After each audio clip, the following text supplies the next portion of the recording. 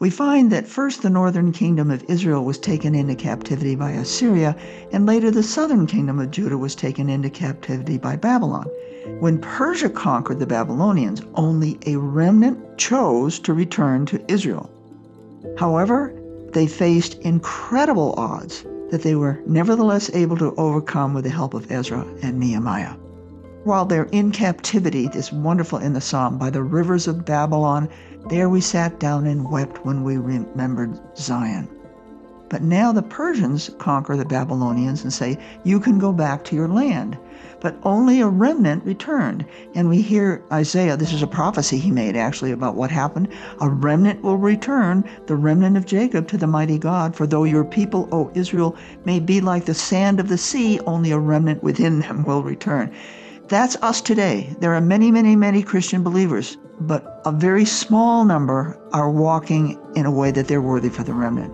Now, when they returned to Jerusalem, the city had been destroyed. Nothing was left of the temple but just rubble. Ezra was sent by the king of Persia back to help the remnant.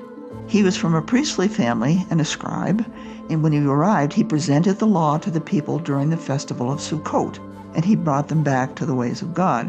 And he supervised the rebuilding of the temple. But they were still had problems because enemies were coming in. They had no walls to protect them. So back in Persia, Nehemiah was the one who sipped the wine before giving it to the king. So if somebody was going to poison the king, it would poison Nehemiah first. So he said to the king, the remnant there in Jerusalem are in great distress, and the wall of the city is broken down, and its gates are burned with fire. So he went back to help them rebuild the wall. The important thing here is that in future times, when God collects the remnant, and the remnant is with Yeshua, during the Great Tribulation, it's going to be very, very difficult. We see that Satan's army almost won, but in the end, Yeshua and his army were successful. I'm going to leave you with one verse from 2 Kings. I think it's very powerful. The surviving remnant of the house of Judah will again take root downward and bear fruit upward. For out of Jerusalem will go forth a remnant, and out of Mount Zion survivors, those who remain.